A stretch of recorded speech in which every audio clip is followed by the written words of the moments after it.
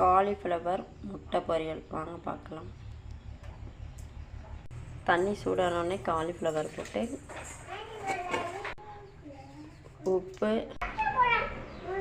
கொஞ்சம் மஞ்சத்தூள் தண்ணியில் நல்லா கொஞ்சம் வேக விட்டு அரை வேக்காடு வெந்துருச்சு. புல்லுலாம் வெளில போயிருக்கோம். வெளில எடுத்து வச்சுக்கலாம். காலிஃப்ளவருக்கு தேவையான பொரியலுக்கு தேவையானது வெங்காயம், தக்காளி, இஞ்சி பூண்டு பேஸ்ட்டு கொஞ்சோண்டு. அதே கடாயில் கொஞ்சோண்டு எண்ணெய் ஊற்றி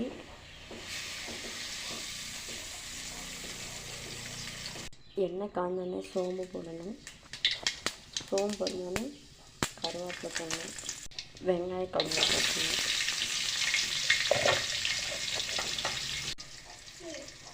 வெங்காயம் கொஞ்சம் வதங்கினோடனே இஞ்சி பூண்டு பேஸ்ட்டு போடணும். வெங்காயமும் இஞ்சி பூண்டு லேசாக வதங்கினோடனே வாசம் வந்தோடனே தக்காளி போட்டுக்கணும்.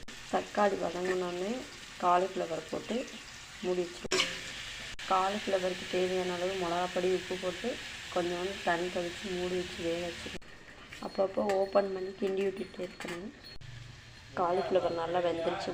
முட்டையை பற்றி ஊற்றி தேவையான முட்டை போட்டு கொஞ்சம் லைட்டாக உப்பு போட்டு கிண்ட வேணும். அவ்வளோதான், காலிஃப்ளவர் ரெடி ஆகிடும். காலிஃப்ளவர் முட்டை பொரியல் ரெடி.